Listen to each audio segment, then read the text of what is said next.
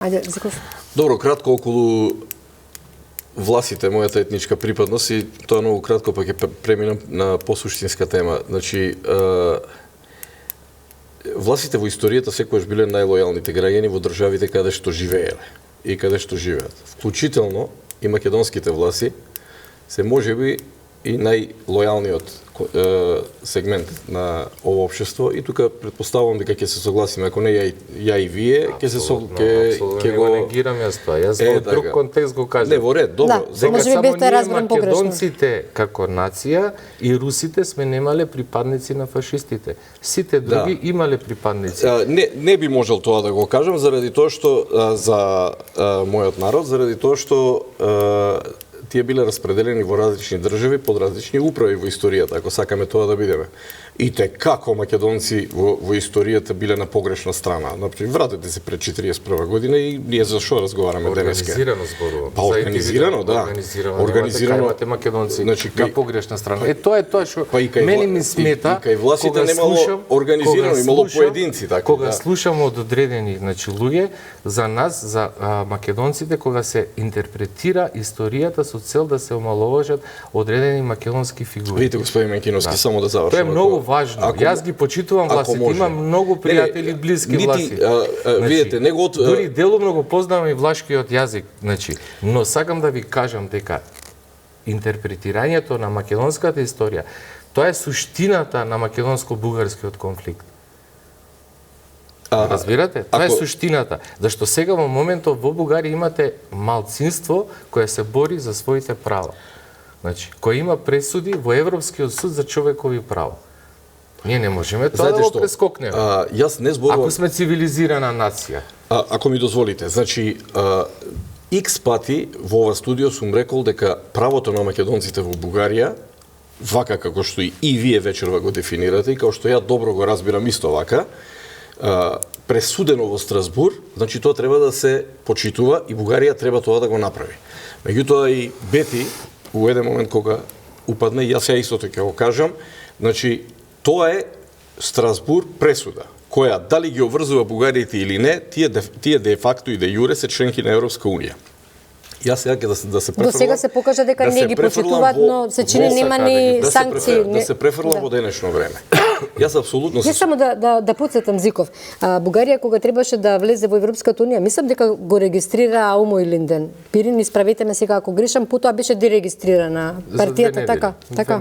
Значи, сакам да кажам, се работи за волја, не за Нормално дека се работи за волја, за се работи за волја. Мислам и најголемите проблеми со волја се решаваат. Од тој аспект веројатно и во договорите има членка што стои вика во добра волја ќе ги решиме. Но и овде е веројатно впечатокот дека еве сега таму ни една пресуда не сака да се спроведе, овдека од нас се бараат разни услови. Знаете што, така веројатно да доживува јавноста. Мене ме ужасува во наше општество кога и после оваа емисија сега самиот факт дека зборувавме за македонци власи за ова она на социјалните мрежи ќе отиде и со да се само да ви, значи ние не го дефиниравме современиот македонец. За жал. Кој е современ македонец? Значи денешен македонец. Идеален, значи современиот македонец ние не го дефиниравме тој македонец. Како би го дефинирале вие, господин Менкиновски? Видете, ако сме за граѓанска држава, тогаш имаме современ македонец, тогаш немаме поделба ваква каква што имаме сега во нашето општество. Значи, ние направивме овдека мешавина во Македонија. Значи, ние не навлеговме, вие сте економист. Моментално ние македонците финансираме додадени, сепарирани права на одделни етнички заедници во Македонија. На една. На повеќе. На една. На повеќе. Практиката, во практиката не е така. Во тој дел воопшто не навлегуваме. Значи, ние сме должни според меѓународни стандарди да финансираме до 4-то одделение. Над 4-то одделение, вие ако како заедница имате пари, финансирајте ги вашите малцински права. Поентата која мислам дека избегавме не бегаме, баш напротив се држиме на темата. Не сакав за Европска унија да зборуваме малку повеќе, значи ајде нека доврши мислата па. Апсолутно. И ние воопшто никој македонец од 2001 година навака воопшто не го стави ова на пиедестал како позитивна дискриминација, го прифативме ние македонците, но еднаш треба да дојде крајот на тие работи. Ако во Тетово сакаат да учат од четврто натака албански, тоа и видовме дека значи сегрегација, значи младите албанци не го познаваат македонскиот јазик. Значи, нака си го финансираат тие, но нака не го тераат некого од Гевгелија да им го финансира ова додадено сепарирано право. Имавме подпишан Охридски договор, тој е дел од уставот. Договор, тој е сега моментално од уставот, но не е дел, значи финансовиот дел не е дел од уставот. Значи, еднашка треба, значи ние Вие зборувате сега според европски стандарди, да, зборувам апсолутно според меѓународно право и меѓународни стандарди. Значи, ние немаме ништо против малцинствата во Македонија. Напротив, Македонија секогаш била мултиетничка, но главен народ бил македонскиот народ. Значи, овој народ кој е тука, дали ќе не нарекувате вие нас со погрдни зборови или другите, како македонски словени или не знам како, ние сме македонци. Како тоа вие нас? Да. Мислам, другите малцинства, значи, бидејќи немојте да алудирате на тоа. Не нарекуваат како ние сме македонци и носители на државотворноста во Македонија. Сега, може ли да... Поентата е, значи, ваква позитивна дискриминација, затоа зборувам дека е потребна анализа. Значи, ваква не е прва, ваква позитивна дискриминација се случува од 45-та до 50-та година. Апсолутната бројка на неписмени македонци, апсолутната бројка на неписмени албанци и турци во тој период. Значи, апсолутни бројки зборувам. Имало повеќе неписмени македонци него албанци и турци. Македонија уште во тој период одвојувала повеќе пари за да ги описмени и албанците и турците како малцинско население во Македонија. Значи, ние македонците не сме луѓе кои сакаат да асимилираат некого. И поентата, ако сакаме сега да зборуваме за современ македонец, значи, тоа е оне граѓанин македонец. А според уставот сите се еднакви. Треба, значи, да стигнеме до тоа поглавје. За да стигнеме до тоа поглавје, значи, треба да ги разглобиме овие претходни работи кои ги имаме. И мене ми е, значи, јас се чувствувам горд, што имам современи македонци со граѓани од етничка, влашка, бошњачка, значи... Тоа, затоа ви реков пред малце... Значи го почитам, но немојте, значи, да стргувате на теретот на нас македонците. Тоа е поентата... Може погрешно да ве разберат, господин Енкиновски, да. На вас и на сите и на ониот ден. Значи, не можете да тргувате. Еве, едни македонци од Пиринска Македонија... Не ми се обраќате на оваа тема на мене. Значи, вие сега ми се обраќате на мене. И тоа го чувствувам како провокација, ве молам. Значи, да, и може може да ве разберат делумно и погрешно. Прво, Љупчо Зиков, овде нека се премотаат сите емисии да видите што ставовите негови. Најмалку зборувам јас на оваа тема. Вечера вие отварате оваа тема, па треба најмалку, тоест никогаш не сум зборувал на оваа тема, токму поради причини за да се сватат некои работи погрешно. Од друга страна, јас со све што кажавте вие до сега и сум напишал колумни и сега ќе кажам дека јас се согласувам дека треба да има македонец во современа смисла како македонец, како нација, значи сите се македонци внатре. Вие тоа сакате да го кажете. По државјанство. И по државјанство и по чувство. Еве да речеме вака чувство. Како во Америка сите се американци, така. Добро. Имаме ние друг проблем овде. Значи тој проблем не е кај власите, кај србите, кај бошњаците, кај истото чувство го власите, србите, бошњаците, па и ромите, сите го имаат, и турците го имаат истото чувство што го имаме јас и Тони вечера. Значи дека да, ние сме македонци во правата смисла современа македонска нација. И јас секаде кај што кажувам и колумни и статуси. Да не сме северно македонска, бидејќи сега се злоупотребува. Не, македонска нација. Северна Македонија е името Северна Македонија што е променето и името на државата. Меѓутоа окупатите ни се обраќаат како северно македонци. Па добро, ние правиме обџекшн на тоа.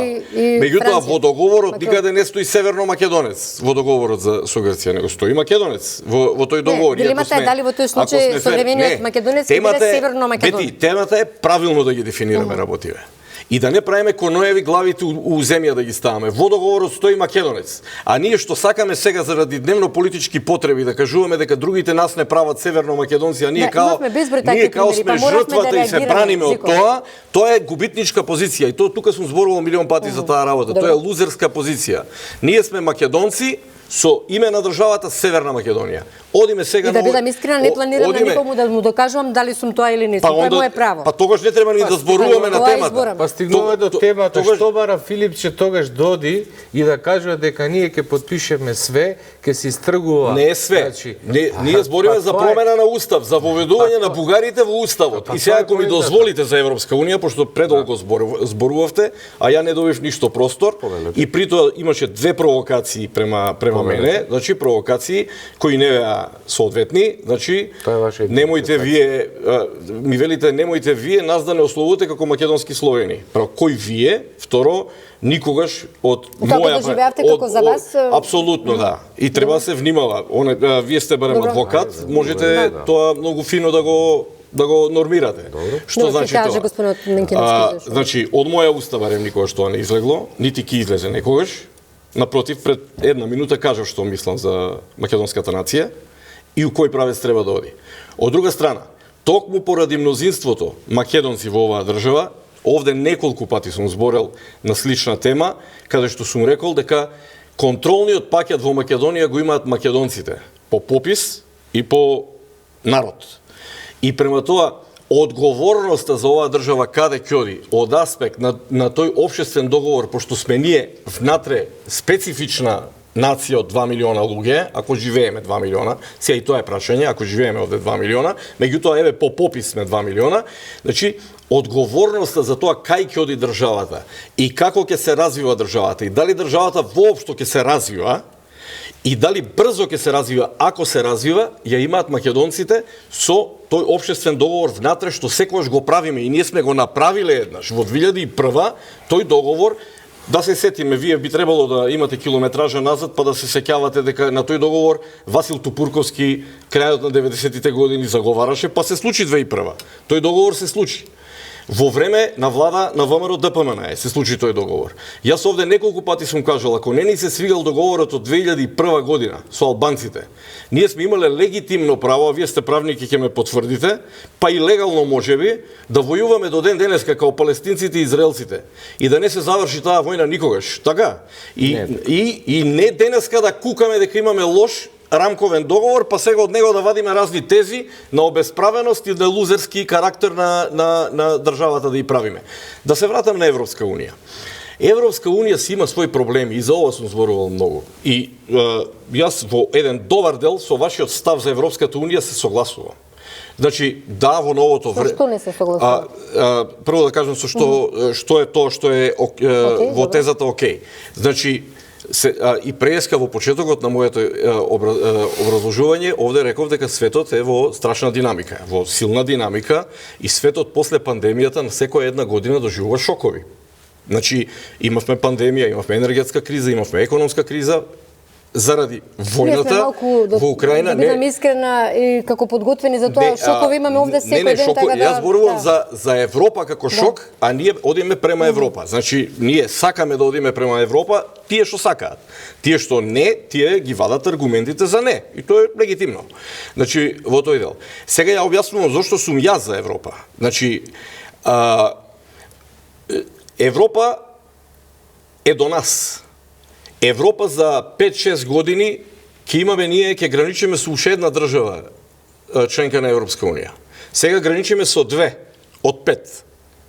Србија, Косово и Албанија не се членки на Европска унија.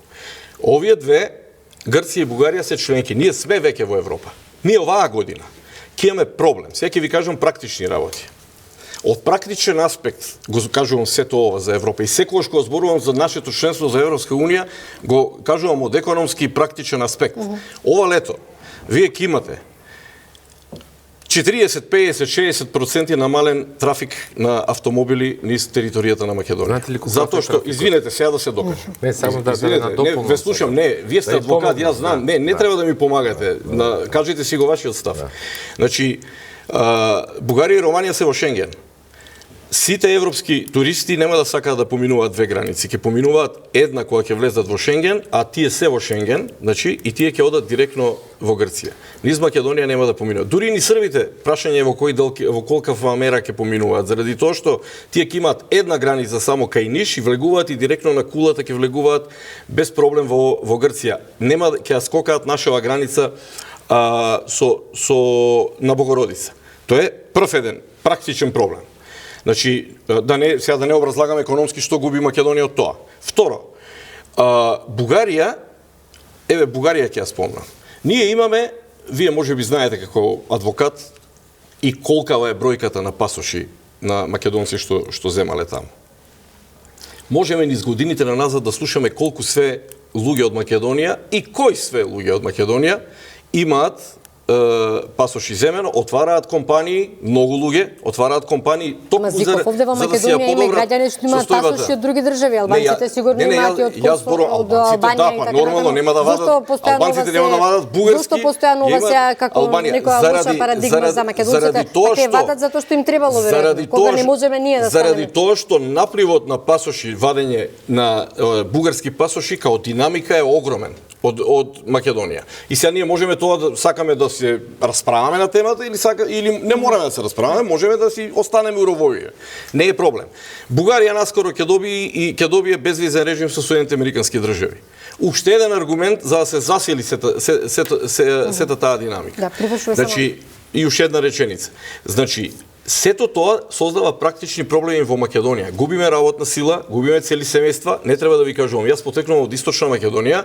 Во Источна Македонија ви е испразнета. Поминете сега, таму нема куќе што да ве касне од градовите во Источна Македонија. Кочани, Виница, Делчево, Пекчево, селата внатре и сето тоа. Па и од Западна Македонија, не дека не.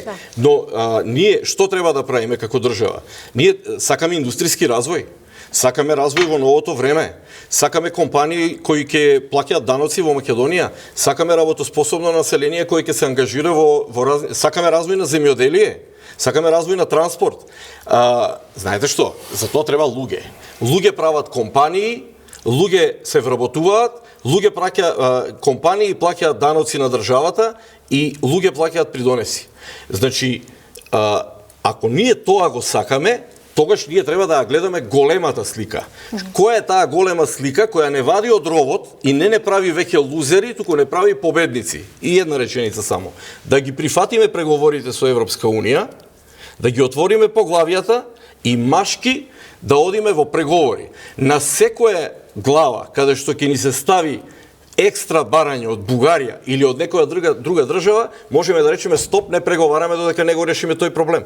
Ја не знам што е стравот и што е комплексот овде, за да ние не одиме во преговори машки.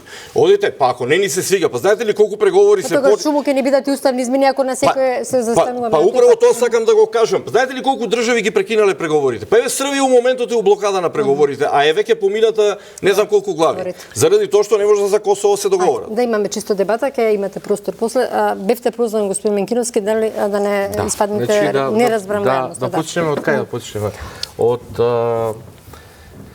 Да почнеме од тезата дека прво и основно за да имате економски развој, мора да имате владење на правото.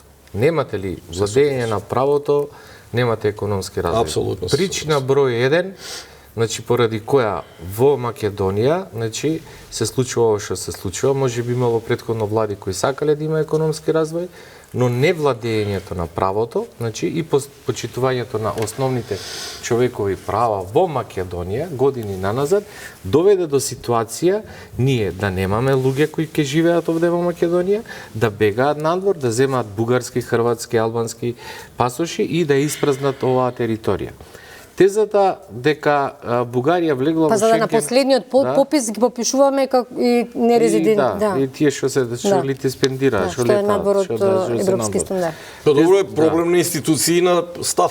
Да. Не сме ја и ти проблемот тук. Така. Може да продолжите? Да. Благодарам. Втората теза кажавте дека Шенген зоната и така натака намалување на протокот на луѓе. Оно што нива спасено како нација, според мене и според многу, и според Ото фон Бисмарк, е Вардарската долина, Значи, и му благодариме на Господ и на кој како што милува и во што верува, значи, што ние живееме покрај таа Вардарска долина. Нема да се случи тоа со Шенген зоната. Сега ќе ви кажам и причините зашто нема да се случи. Од причина што трасата која поминува, значи во Бугарија, значи прво треба да знаете дека во Македонија транзитираат годишно од 12 до 14 милиони туристи. Значи на таа Вардарска долина, што е респектабилна бројка и за жал што до сега ниту една влада не успеа тоа да го искористи. Значи, зборуваме за голем број на луѓе кои поминуваат годишно Македонија на таа траса. Трасата која Бугарија заговара, која цело време сака да е заобикола Македонија, значи поминува покрај Кресна, Кресенско-Разловечко востание, значи која има 60 километри, значи нема автопат. Значи нема никаква шанса таму да се отвори автопат и тој пат, значи, бидејќи многу добро ги знам работите, тој пат, тие 60 километри ќе се поминуваат за повеќе од сат и пол. Значи, ние имаме природен пат, значи, кој треба да го искористиме. Друго е, значи, делот кој имаме еден куп патарини, са неки да завлегувам за тие туристи, значи, дека патот не ни е среден и како што треба. Но дека ќе ни падне прометот на луѓе, еве, јас ќе побарам да не повикате во октомври заедно со господинот Зиков, бидејќи тој економист, јас сум правник. Може веднаш во јули, тоа ќе се види сега одма. Да, веднаш ќе се види, нема да ја заобиколат, значи нема да ја заобиколат Македонија, значи цврсто ве уверувам, бидејќи ќе поминуваат низ природниот тек на Вардарската долина.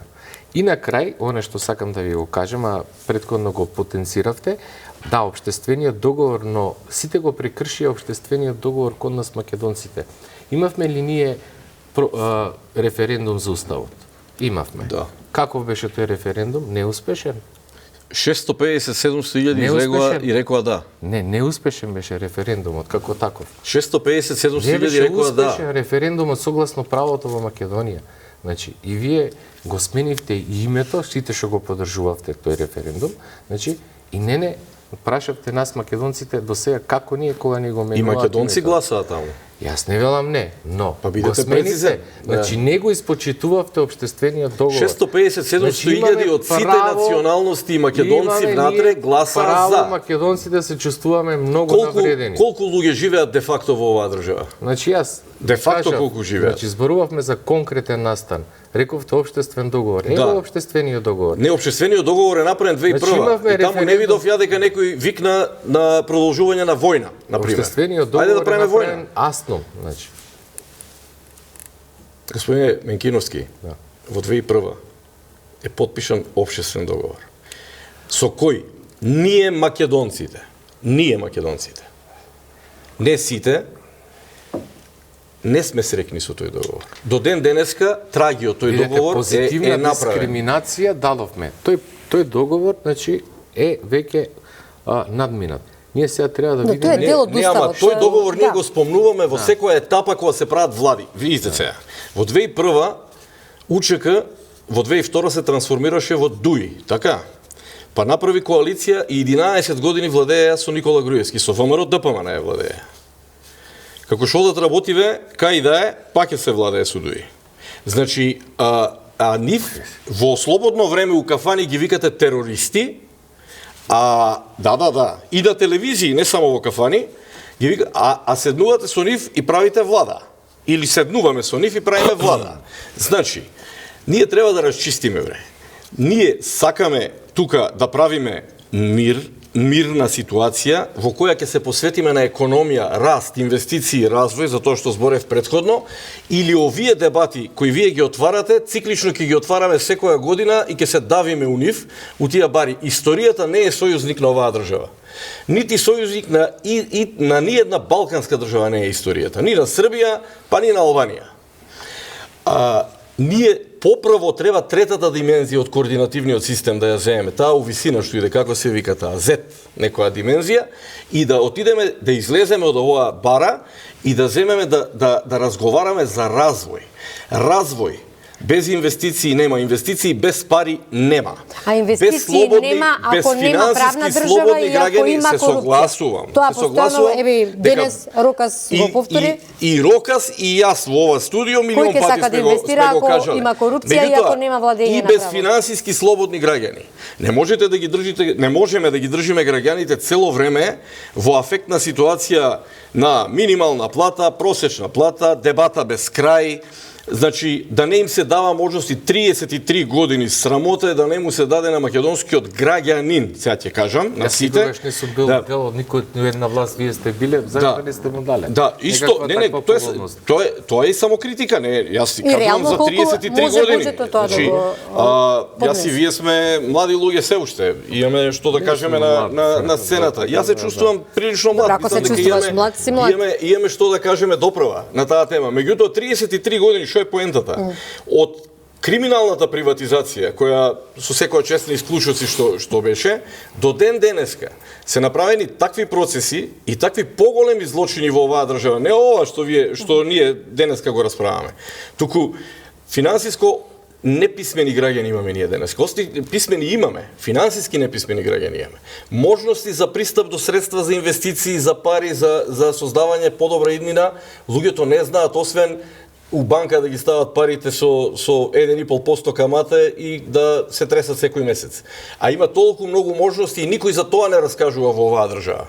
Сето тоа, како можности, Ако можности Зиков, ако не постои правна држава, кој ќе ти инвестира овде? Ни домашни, ни странски. Видовме на што се жалат луѓето. Согласивме со тоа, правна држава немаме, па ние тука сме разговарале цели емисии за таа работа. Еве правникот е тука, значи можеме да разговараме ако сакате. Мислам дека треба да разговараме како да имаме правна држава. Па тоа ми е прашањето за вас, господин Минкиновски.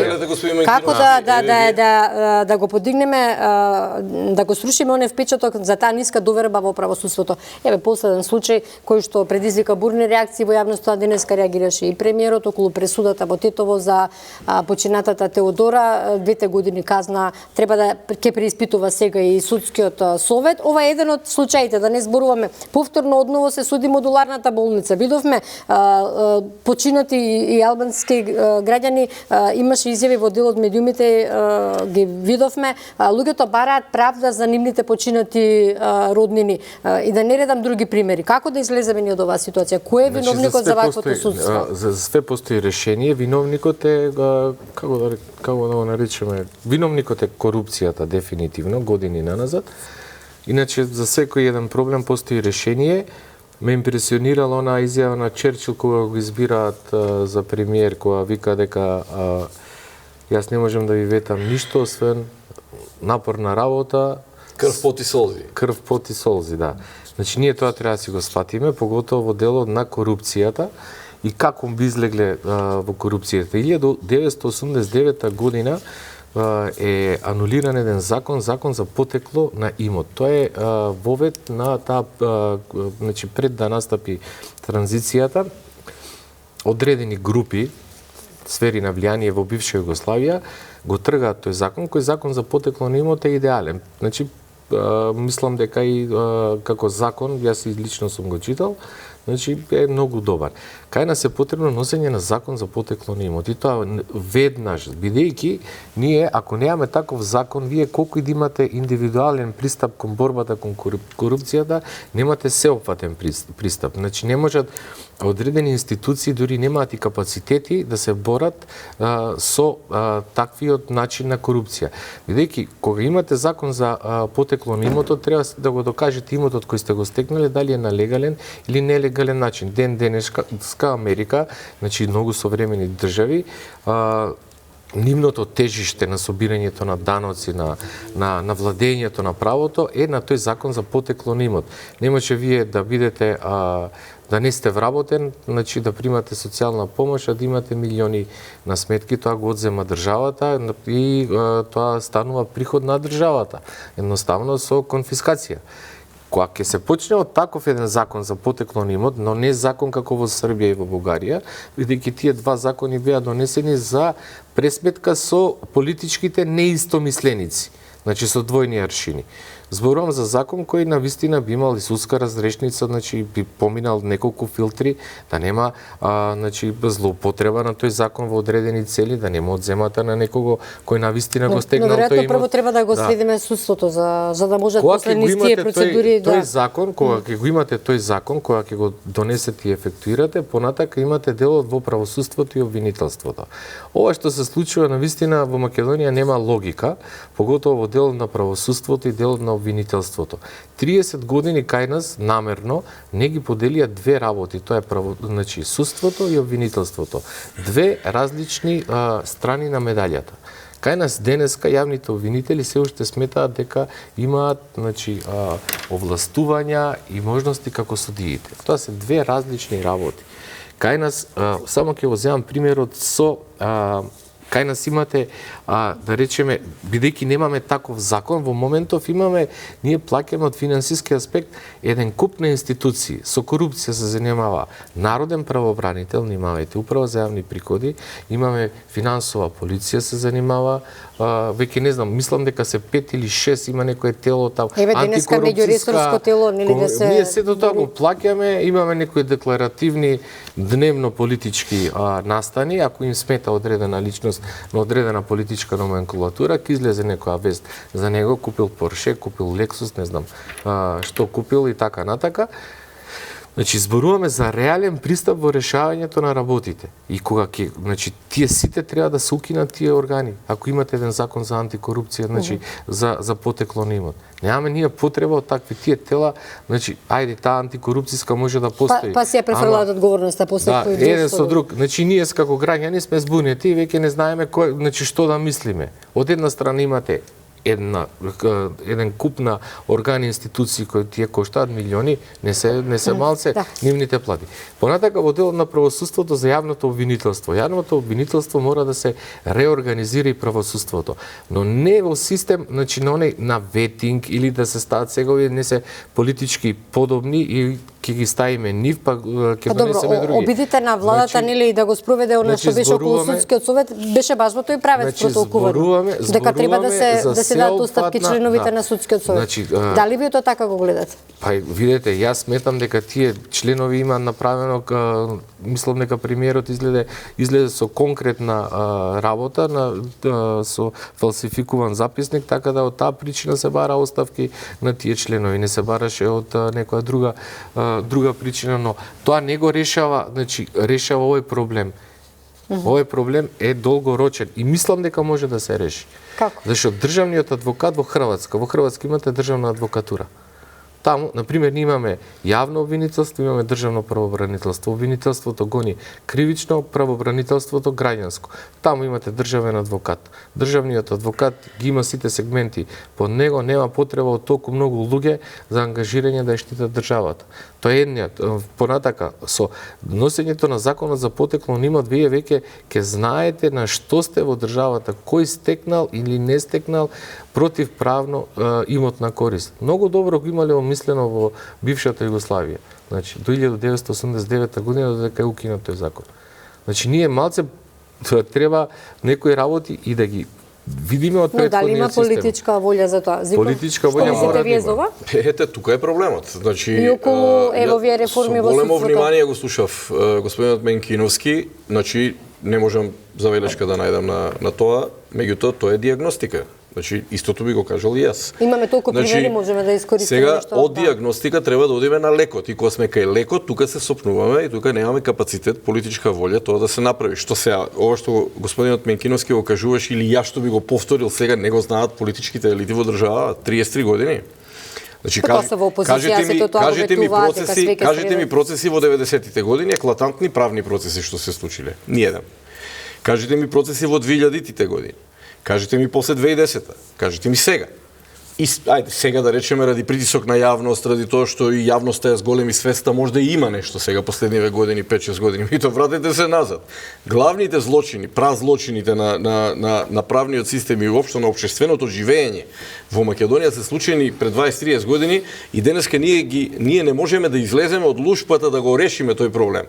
И сега зборуваме за југословенскиот закон за сега зборуваме дека треба да решиме мафија во, не знам, во енергетика, еве прашувам. не знам, во разни сектори. Еве јавно прашувам. прашувам, еве, дали сега да тргне расправа меѓупартиска или како сакате, значи за консензус, за закон за потекло на имотот, кога ќе заврши таа расправа? Никогаш. Значи ќе заврши со некоја парламентарна комисија која никогаш нема да се договори, која ќе се блокира. Еве, ако тоа се блокира, како ќе го реформираме судството? Тоа ми беше прашањето. Тоа е прашање за $1.000.000. Зошто толку критики имаше кон владата, бидејќи тоа беше ветувањето на ВМРО ДПМН, дека треба да се распуштат една од причините зошто падна владата на СДСМ сега беше функционираат ли добро? Една од причините зошто падна владата на СДСМ покрај претходните теми што ги зборевме околу договорите со Грција и Бугарија е токму ова. Демек, дуизација, висок криминал и имање протекционизам во тоа како се решаваат предметите. И судството имало 2%. Значи, рейтинг. Еве сега колку има денеска судството, година дена после владењето на ВМРО? Во минус. 2,5. Еве 2,5, подобро. Но има отпор да се направат промени. Има отпор. Јас сум застапник на... Сметате дека е погрешен потегот на владата? Јас сум застапник на тезата за... Да спроведе реформи на тој начин? Прво што кажувам, веќе трети пат го кажувам во студиото. Иако денеска слушнавме пораки, нели... Прво треба да се направи... Дека треба да има политичка независност, Јас сум да се направи ветинг во судството. Значи на сите ниво, во судството, во обвинителството, во адвокатурата, можеби во државните институции, во политичките партии. Значи тоа некои држави го направија и успешно го направија. Значи, знаете, таму вие немате проектирана цел дека некого треба да ставите у затвор, него го ставате законот, пријави се по законот, пријави го имото што си го имал, што си го немал и половината се откажува од функциите. И тоа ви е ветинг. Втора работа е, според мене, укинување на Академијата за судии. Значи, по која логика влегуваат, по кој филтер влегуваат внатре да учат за утре да бидат судии. Дали се судили обвинители? Еве да речеме. Но и критериумот кој таму влегува, не може секој, нели? Ама еве ја храбро јавно го кажувам, ова што треба да се направи. Тоа е еден филтер кој е тесно грло во државата и не дозволува да има адекватни судии или обвинители на тоа. Зошто еве и господинот Менкиновски го прашувам, зошто адвокат да не може да стане судија? На пример тоа го зборувавме во некој од претходните емисии. Зошто да не може да стане судија? Значи кај нас имате дури и суспендирање на правото некој да напредува. Значи меритократијата е блокирана. Значи тој и не е демократски на крајот на денот. Значи кога немате правна држава, всушност вие немате демократија сега да немаме еклатантни примери на судска пракса. Ние немаме еклатантни примери на судска пракса. Некој ние затвараме луѓе за тешки убиства кај што се е јасно што треба да се прави. Така, ама за вакви работи кај што имате организиран криминал, корупција или не знам што, кај нас понира состојбата. Значи секогаш понира и доаѓаме ние до некои долги судења со неизвесен крај на сето тоа. Сега да се вратам на момент и со тоа завршувам. Да се вратам само зошто Европската унија? Уште еднаш ќе кажам. Јас ќе ви дадам контраргумент. Ако беа честни намерите на Европската унија кон нас македонците, зошто не предложија да се воведе уставна тужба во Македонија, да се отвори уставот, со уставната тужба, значи ќе се направише сето ова вие што го зборувате на еден легален начин, оние судии кои ќе изгубат предмет во Европскиот суд за човекови права, со уставната тужба автоматски, бидејќи тие ги губат предметите, ако не почитуваме правила и процедури, автоматски македонското правосудство ќе се исчистеше од таквиот кукуј.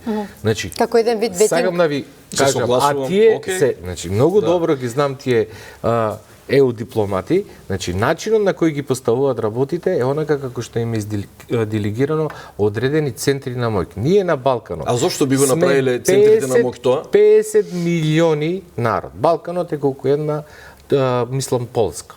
Значи, толкав. Ние не видовме во последните 100 години мир. Не видовме 100 години мир. Значи, секогаш имаме војни. И сите тие војни и премрежија се делегирани од одредени центри на моќ кои доаѓаат не од исток, доаѓаат од запад. Проблемот е, значи, и постои уште една друга работа и тука ќе завршам. И многу е битно како ние македонците, кога зборувам македонците, зборувам како современи македонци, македонските дипломатија. Да, добро, ова затоа што ќе ве разбере погрешно. Пред тие институции се представуваме. Значи, ова е барањето. Значи, ние треба вакви легални инструменти нив да им предложиме. Уставната тужба имате во Хрватска. Нашата правна фела има предложена Овде таа имаше уставна. некој од професорите направен, мислам, Исто да имаат предложено предлага дека тоа е лекот, значи лек кој ќе е во динамика, ќе го чистиме нашето судство со време. Значи, од такви корумпирани суди покрај тоа што треба да го пријави имотот, значи тој ако повреди основни човекови права, неефикасно судство, значи не знам, судел надвор од она што му е мандат, или и направил некои поголеми злоупотреби, повисоки од Уставниот суд, не овај сегашен Уставен суд. Значи, ако донесе решение дека е повредена уставната тужба, тој автоматски си заминува од работа. Но ако Европскиот суд донесе одлука дека Уставниот судија ја погрешил работата, тогаш Уставниот судија треба дома да си оди и да ја плати штетата. Во секој случај, тоа е лек кој ние не сме го смислили. Значи... Во секој случај тука треба да се покрене таква иницијатива. Во ред, јас кога тргнав да кажувам за Европската унија во овој сегмент, сакав да повторам една моја теза. Значи, сите земји кои имаат релевантна европерспектива, например, кои се длабоко во преговори или кои се членки, зборам сега за регионот, сите имаат коректор во Европското јавно обвинителство, значи во тој дел. Значи многу предмети, еве дури и денес ако пратевте во Загреб има една ситуација. Значи каде што нивниот таму како се вика, значи и Европското јавно обвинителство со седиште во Загреб, канцеларијата, отворија предмет, значи за нешто. Јас не знам зашто не го кажа предметот, УСКОК, да. И значи имате како кога реков преге еклатантни примери ни треба, значи, на судска пракса. Мислам на тоа, кога тука ќе добиеме дел од јурисдикцијата на Европското јавно обвинителство, кога ќе почнат да се истражуваат, например, како се трошат европските пари. Они се од тука тргаат, тоа ги е гледаат. на обвинителот. Молим? Тоа е мандатот на обвинителот, значи на тој европски. Да ги бара европските пари кај се. Значи, ама се врзува, во еден момент се врзува со европските пари. Можете да го поврзете со тоа, заради тоа што сме нето примачи на таква помош и тоа може така да функционира. Значи, тогаш ќе се појават тие примери кај нас, каде што не може наш обвинител или судија да работи само баш така како што тој размислува за нешта. Само една реченица ако имате да додадете, ако не јас тука ќе морам да ја одјавам. Само правна држава, владење на правото и македонскиот народ е креативен народ и ако имаме правна држава, мислам дека немаме потреба од туги сојузи. Ако најдат консензус власт и опозицијата, верувам ќе направат правна држава, ќе видиме како ќе оди. Тешка работа. Да, и јас би рекла. Ви благодарам многу, почитувани, ви благодарам и вам што не следевте, останете со Канал 5.